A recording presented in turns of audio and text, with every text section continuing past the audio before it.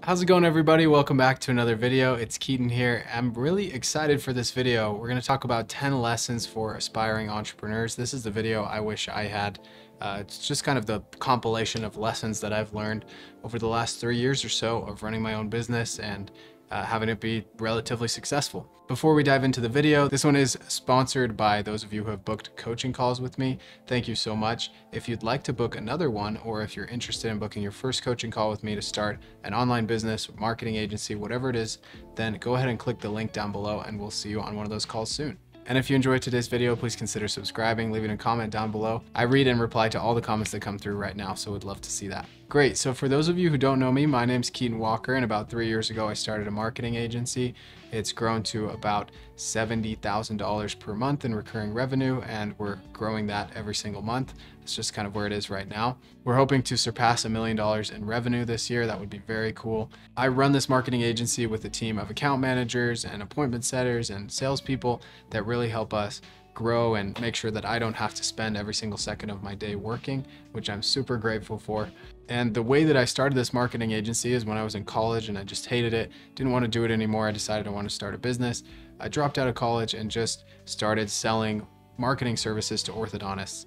And we've been going ever since in that orthodontic niche. We've made over $1 million so far, and we're going to continue to make more. And as I mentioned before, this video is about all the lessons that I've learned along the way. Let's dive in with lesson number 1, which I call the levels of entrepreneurship. You need to understand this. Every single skill that you have in life, you could have that skill, or you could have a challenge that confronts you that's anywhere from level 1 to level 10. And level 10 entrepreneurship is running something like SpaceX or Tesla, or running some sort of startup that's not profitable for years and years.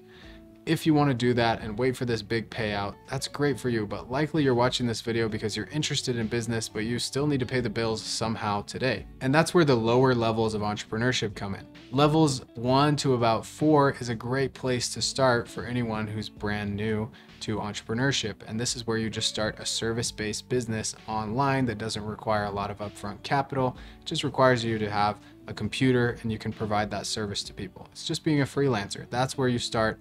And then once you start understanding that realm, you feel like you're ready to scale up, then you go up to the next level of entrepreneurship, which is having somebody under you that's fulfilling for your clients, and you're getting more clients and kind of creating this team. And then you go from there and you keep scaling up. The reason I think this lesson is so important is because I talk to a lot of friends who are like, oh, that's so cool, you started a business. I really want to start a business.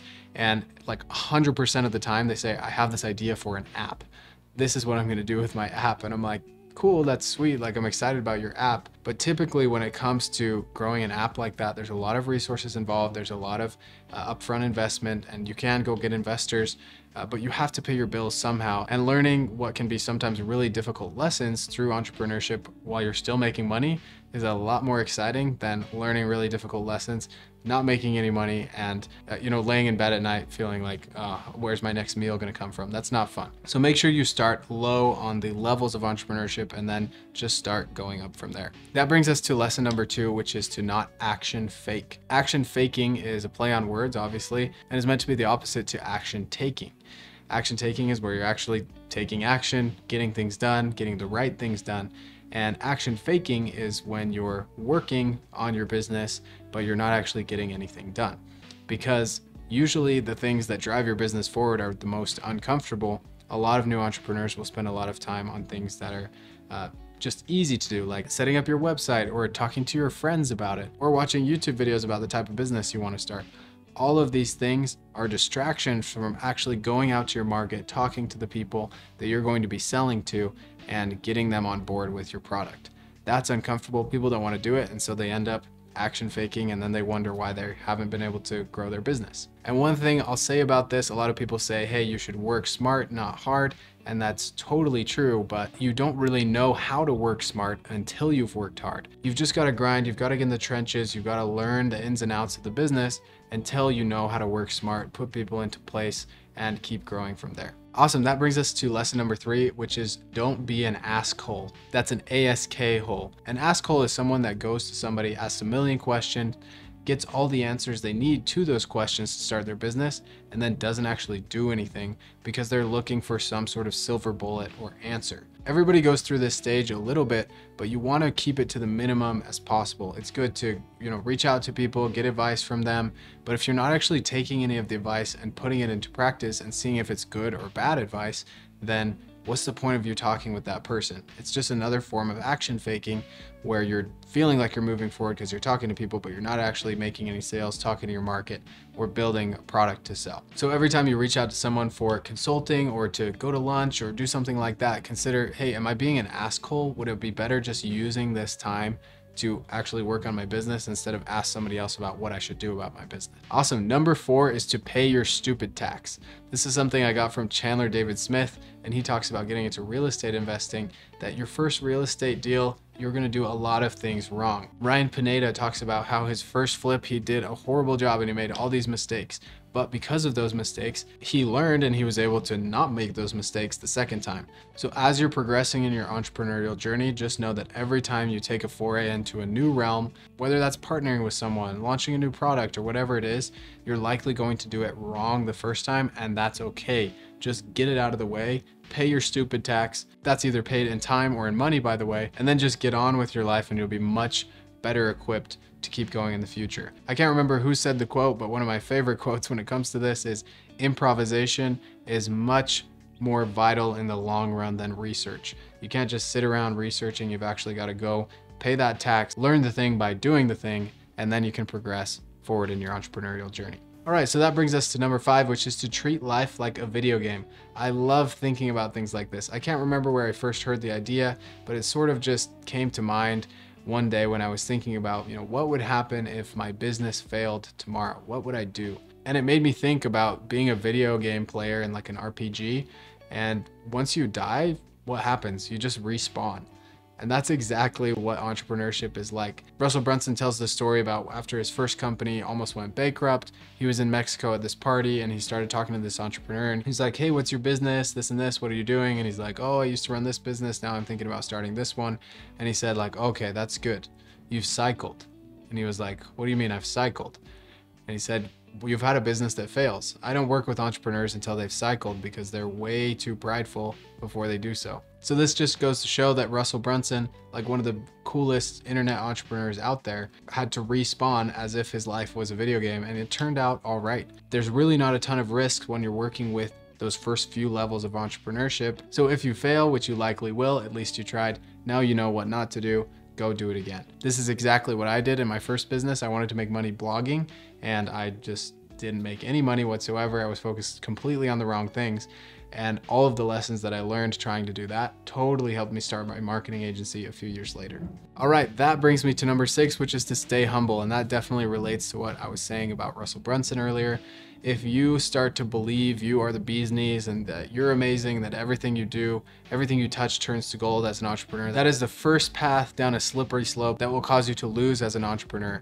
You've probably seen tons of people who get a little bit of success with e-com or drop shipping or whatever, and then they suddenly become this overnight TikTok millionaire that can do all this stuff selling a course, and at the end of the day, they just ruin their reputation and kind of destroy their career, to be honest, because they became too prideful and didn't see themselves how they actually were. This one is a constant struggle and it's something you sort of have to fight every single day. But in one of my favorite business books, Good to Great, it talks about how one of the key differentiators between the good companies and the great companies in the world is somebody that has level 5 leadership. And level 5 leadership is characterized by a very humble person who has a strong professional will and cares more about the company than themselves.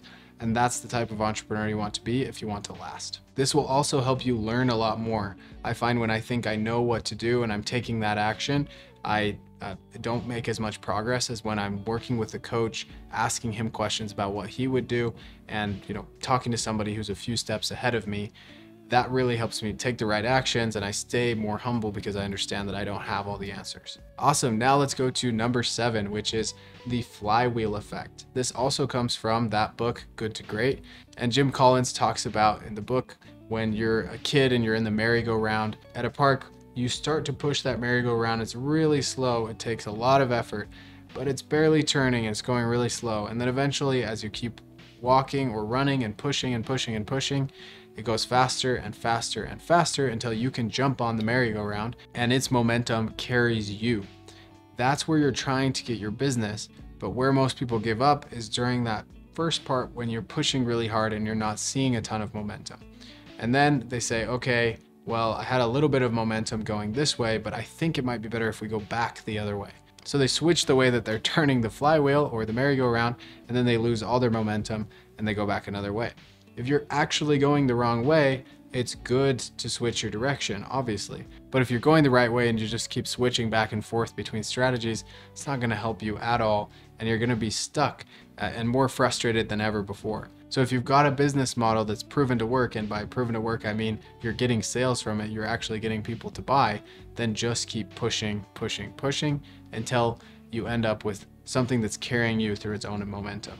All right, that brings us to number 8, which is skill stacking. This is something that Alex Hormozy originally talked about that I thought was really insightful. And he says that entrepreneurship is basically just the process of doing something and then hiring somebody to do that so you can focus on something a little bit more important.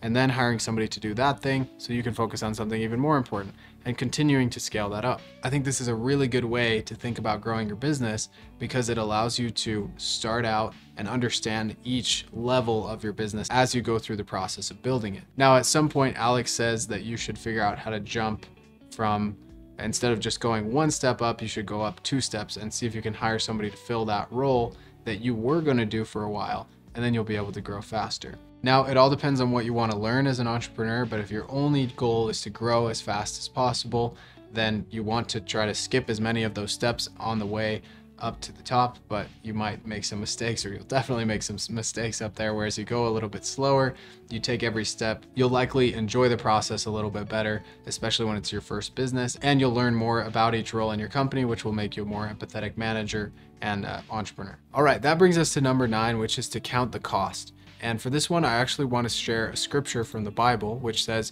"For which of you desiring to build a tower does not first sit down and count the cost, whether he has enough to complete it?" And this is basically just Jesus saying, if you're going to do something, you have to count what it's going to cost before you do that. And implicit in that is that you need to weigh the potential benefit as well. So for example, at one point I was with this group of entrepreneurs that were all very new, like a lot of them hadn't even started their business, but they had an idea.